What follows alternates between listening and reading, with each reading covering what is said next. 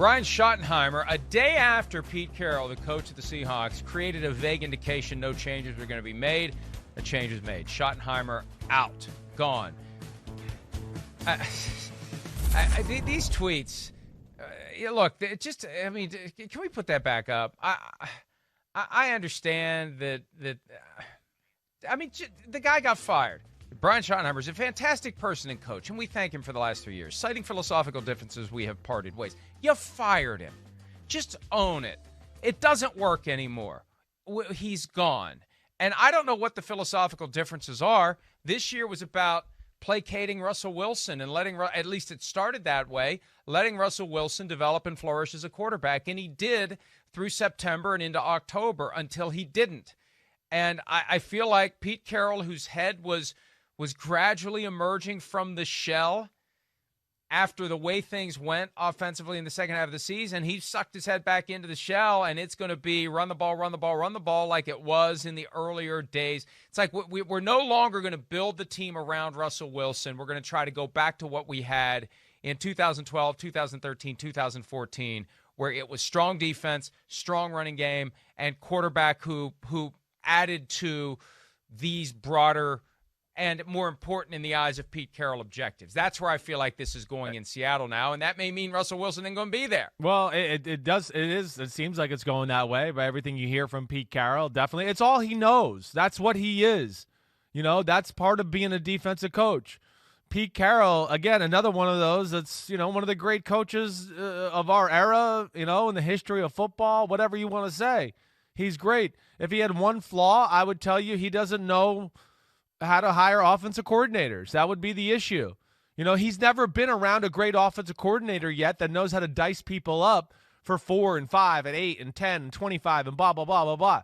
Yeah, so he just goes, oh, wait, I don't know. When we try to become a passing team, it doesn't always work. Well, yeah, it doesn't work, not because of Russell Wilson or that. It's because Brian Schottenheimer's offense lacks creativity or schematical advantages for the football players or, anything new on a weekly basis. We heard Darius Williams talk about on the pick six on the screen. As soon as he came in motion, I knew what the play was.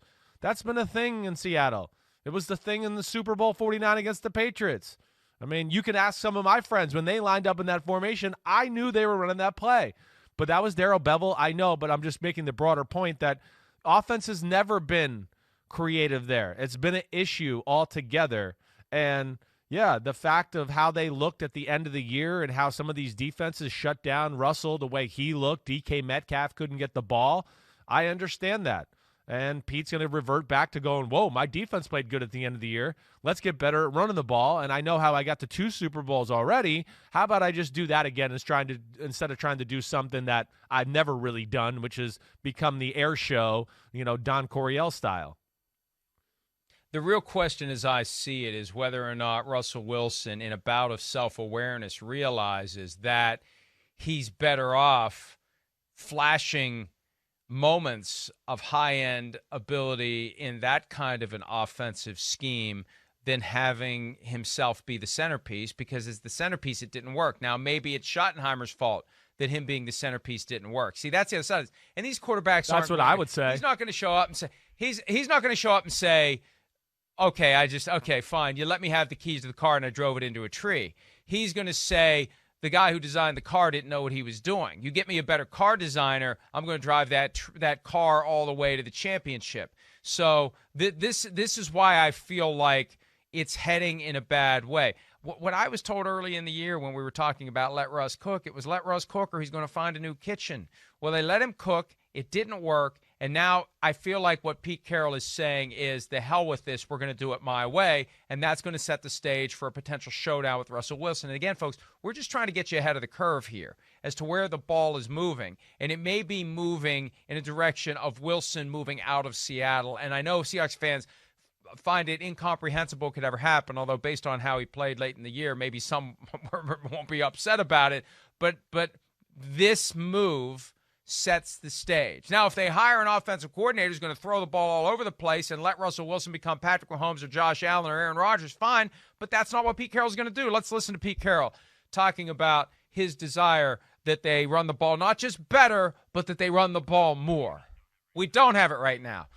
But that's what he said. Now we do have it, Pete. Pete, go ahead and play it, Pete. Get your crap straight, Pete. I will share this with you, that we have to run the ball better, and not even better. We have to run it more, and that's we have to dictate what's going on with the people that we're playing, and that's one of the ways to do that.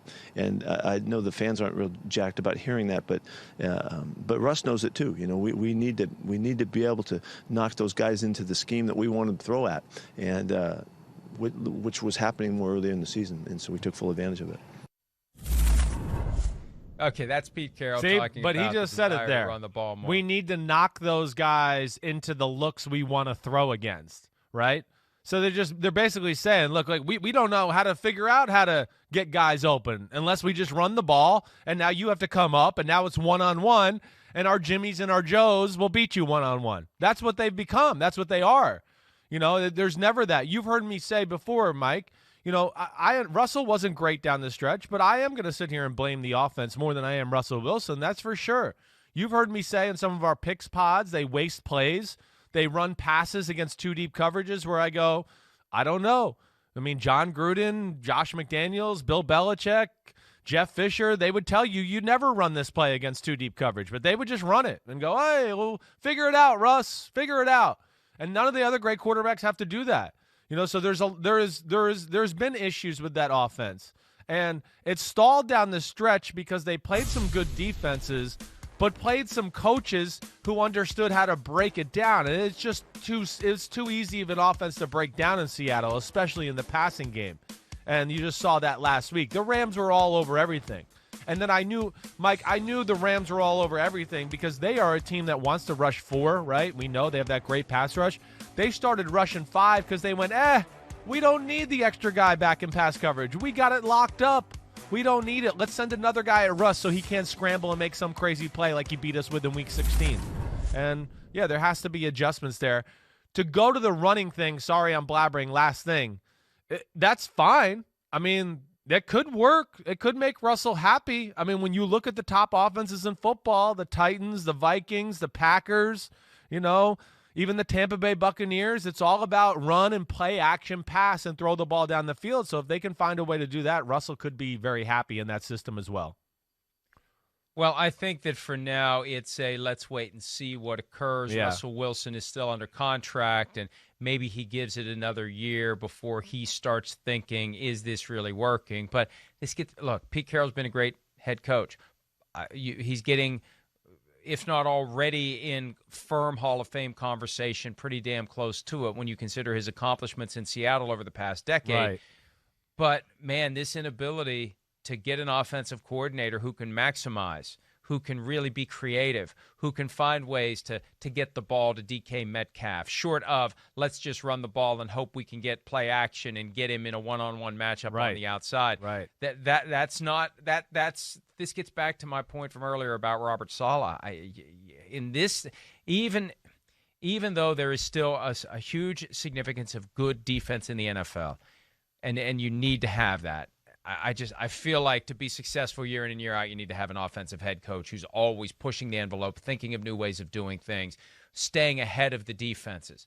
It's not the defenses that stay ahead of the offenses. It's the offenses that stay ahead of the defenses. And I think that's why it's critical to have someone who can do that. And if your head coach is a defensive specialist, he better have somebody there who can stay ahead of the curve offensively and not be behind the trends and the things that are working for other teams. One other thing about the Seahawks, John Schneider has signed an extension. He'll be there at least through the 2027 draft. Booyah. It was a thing. The Lions, they were going to hire him, and they weren't going to have to compensate the Seahawks, and because he doesn't have fun to say, I'm sorry. I don't know how to put it other than to say that was baloney. Well, I got some other words that start with B. But that just – because you know what, Chris? They still could. This new contract doesn't mean anything unless they've given him final say instead of Pete Carroll. If that's the standard, that's not the standard. That was dead on arrival. You can't hire John Schneider without basically doing a trade for John Schneider. That was never going to happen, and it still could. It still could. If the Lions really want him, it still could. And I just think that was aimed. I had 20 different people tell me when that story came out, this is a leverage play to get Schneider the contract he wants with the Seahawks, and he got it. Hi, I'm Mike Tirico, and thanks for watching. Make sure to hit subscribe for the latest news and highlights from NBC Sports.